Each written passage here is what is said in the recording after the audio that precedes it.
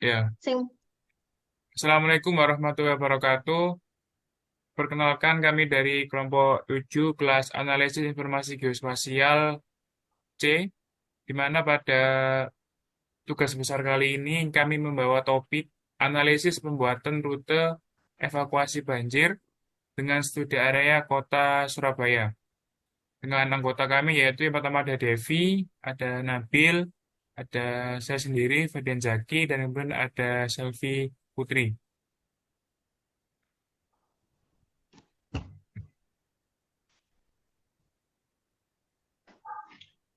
untuk pendahuluan latar belakang yaitu evakuasi banjir di Kota Surabaya menjadi hal yang sangat penting untuk dilakukan dalam rangka mengurangi dampak banjir dan menjamin keselamatan masyarakat.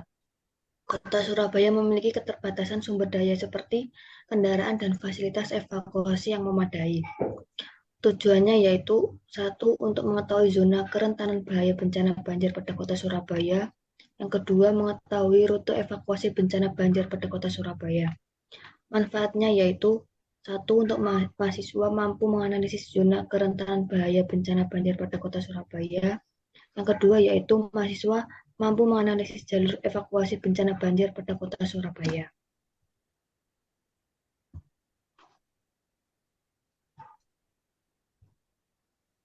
Untuk selanjutnya yaitu tentang tinjauan pustaka. Selanjutnya untuk tinjauan pustaka, yang pertama ada jalur evakuasi bencana. Di dalam pedoman penanggulangan bencana banjir Bakornas PP 2007, pola penanganan bencana banjir mengutamakan kesiagapan. Menurut Peraturan Kepala BNPB Nomor 13 Tahun 2010, evakuasi adalah memindahkan korban bencana dari lokasi bencana ke tempat aman atau penampungan pertama untuk tindakan lebih lanjut dan dilakukan pada masa siaga dan sebelum terjadi bencana. Selanjutnya, yang kedua adalah indikator rawan banjir. Indikator rawan banjir digunakan dalam pemetaan risiko banjir di Indonesia berdasarkan website inrisk.bnpb.go.id. Indikator-indikator ini kemudian dikombinasikan dan dianalisis menggunakan sistem informasi geografis atau SIG untuk menghasilkan peta risiko banjir di suatu wilayah. Peta ini dapat juga digunakan untuk perencanaan mitigasi bencana, penentuan jalur evakuasi, dan pembagian keputusan lainnya terkait penanganan banjir.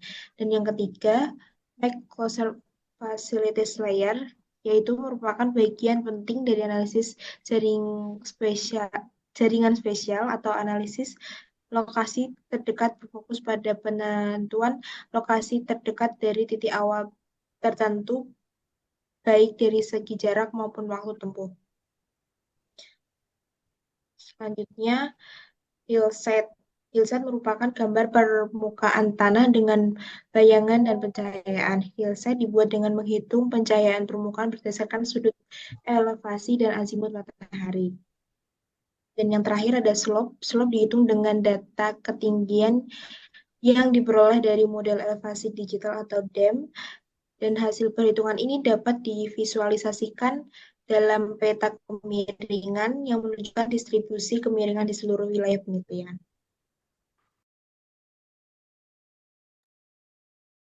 Baik, selanjutnya yaitu merupakan metodologi yang kami gunakan dalam penelitian ini, mulai dari studi area. Lokasi yang kami gunakan yaitu Kota Surabaya dengan koordinat berikut. Luas wilayahnya sekitar 350,4 meter persegi.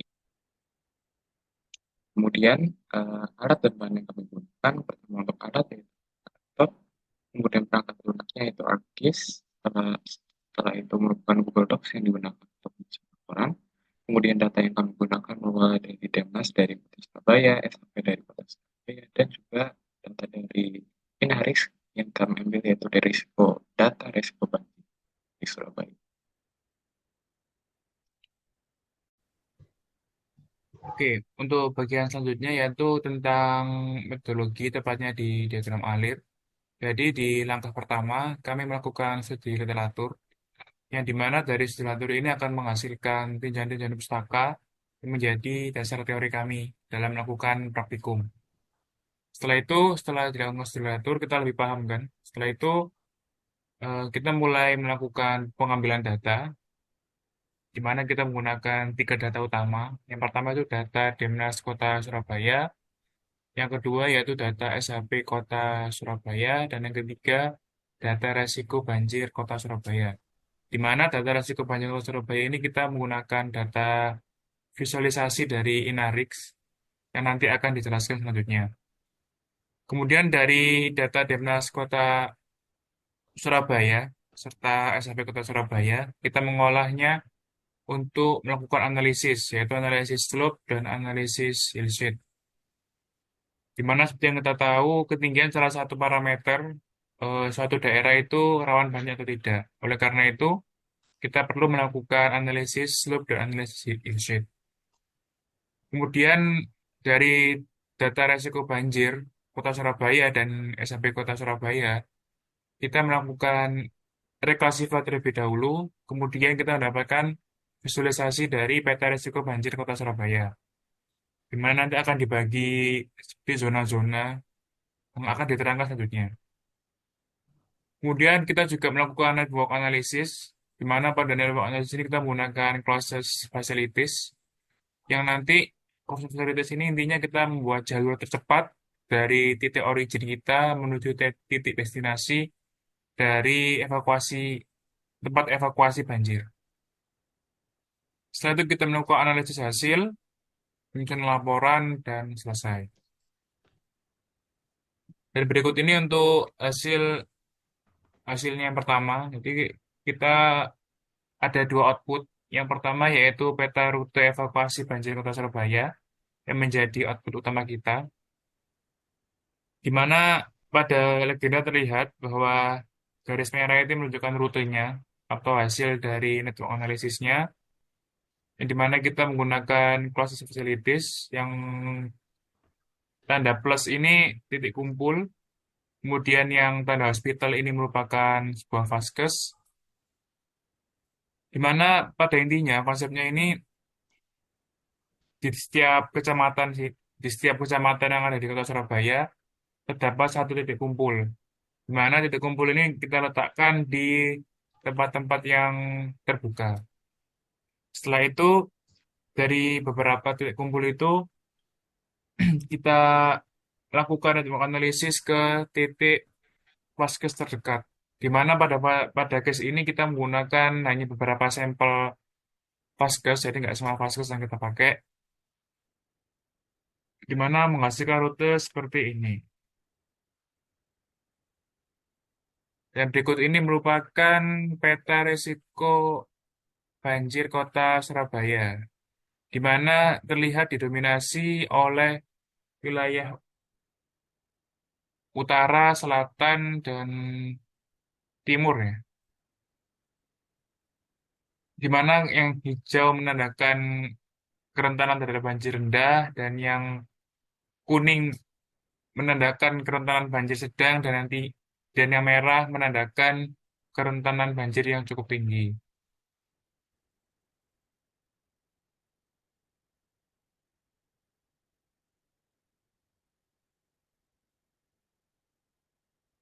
Dan berikut ini merupakan analisis dari hillside dan slope. Jadi terlihat bahwa Kota Surabaya itu daerahnya itu cenderung cenderung rata ya. Jadi tidak ada perbedaan tinggi yang cukup signifikan jika kita lihat ini. Mungkin ada beberapa titik sini yang warnanya merah, tapi itu itu nggak banyak. Jadi relatif memang daerah Kota Surabaya itu banjirnya tidak disebabkan oleh karena hasil ketinggian atau kelerengan. Dan itu sebenarnya sudah ada TA-nya juga dari cutting itu. Nah, di mana di TA itu mengatakan bahwa analisis banjir di Surabaya itu tidak disebabkan oleh ketinggiannya, tapi karena faktor-faktor yang lain. Karena jika kita lihat pada peta analisis ininya apa banjirnya ini itu tidak sejalan sama analisis dari slope-nya gitu. Kalau di slope ini kan di daerah tengah sini kan cukup tinggi ya, beberapa titik ini, merah-merah ini. Tapi di sini justru dia malah salah satu tempat yang kerentanan banjirnya paling tinggi. Jadi hasil ini menunjukkan bahwa ketinggian atau kelerengan di kota Surabaya itu tidak berbanding lurus dengan risiko banjir. Jadi kelerengan atau ketinggian itu bukan menjadi faktor utama dari banjir yang ada di kota Surabaya.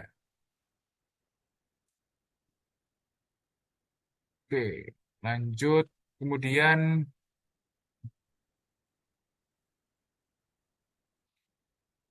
ya, jadi eh, melalui ini, melalui hasil analisis yang kami dapatkan itu, kami mendapatkan hipotesis bahwa daerah yang warna merah ini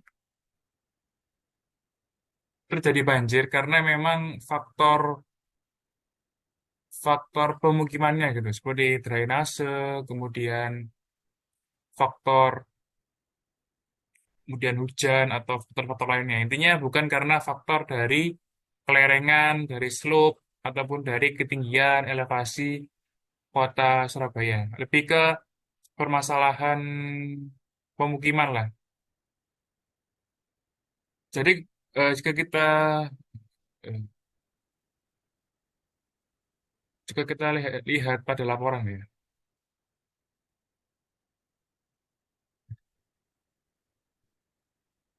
Jadi pada analisis ini terlihat bahwa daerah yang berzona merah itu rata-rata itu memang dipenuhi oleh jalan, di mana hal ini menunjukkan bahwa ini merupakan titik yang padat. Dan yang hijau ini merupakan daerah yang tidak dilalui oleh jalan. Jadi menunjukkan bahwa faktor utama banjir di Surabaya itu karena kepadatan penduduk, karena pemukiman, karena faktor permasalahan kota lainnya gitu. Seperti itu. Jadi hal ini juga menunjukkan bahwa mengapa jalur itunya, jalur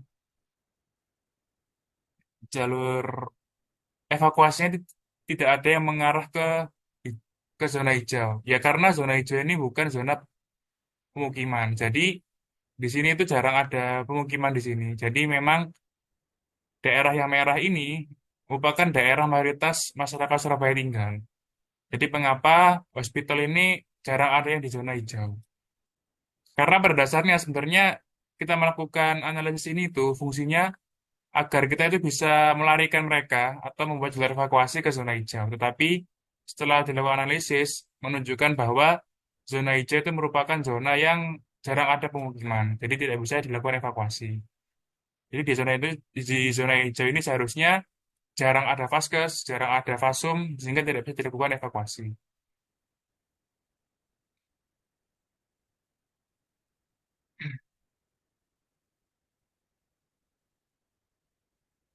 Dan pada tabel jalurnya ini menunjukkan bahwa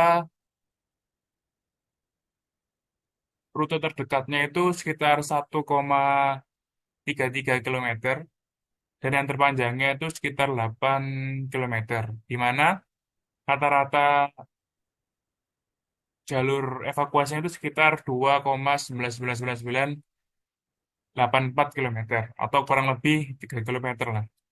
Di mana menurut BNPB, panjang rute evakuasi ini masih relevan untuk kategori kemampuan fisik masyarakat rata-rata. Jadi dari ini kita bisa ambil kesimpulan rata-rata panjang rata-rata jalur kita yang kita buat itu masih sangat relevan untuk orang jalan kaki ke titik destinasinya itu atau titik hospitalnya itu, Vaskes.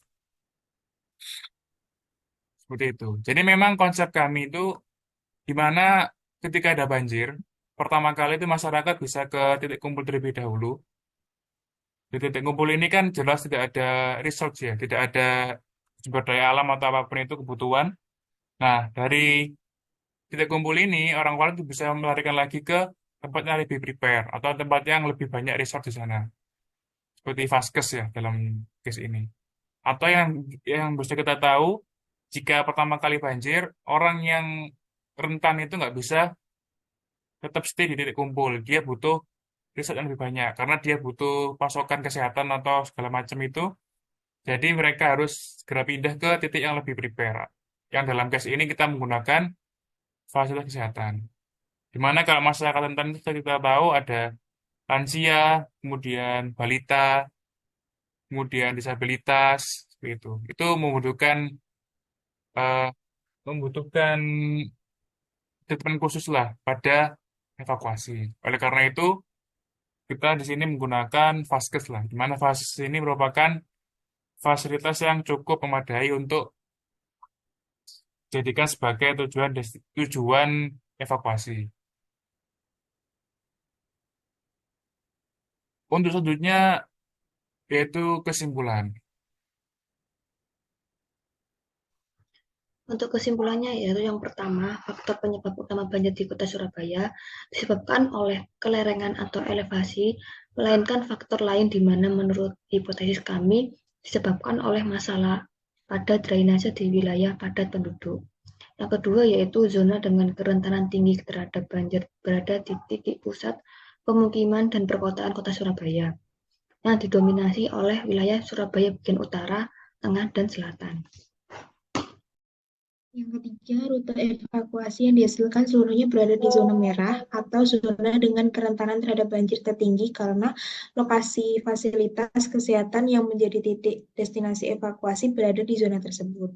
Dan yang terakhir, penggunaan fasilitas kesehatan sebagai titik evakuasi memastikan masyarakat dapat segera mendapatkan bantuan medis dan perlindungan dalam situasi darurat, sehingga meningkatkan efektivitas dan keselamatan evakuasi.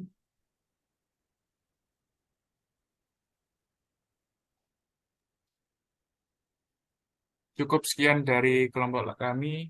Kurang lebihnya mohon maaf. Wassalamualaikum warahmatullahi wabarakatuh.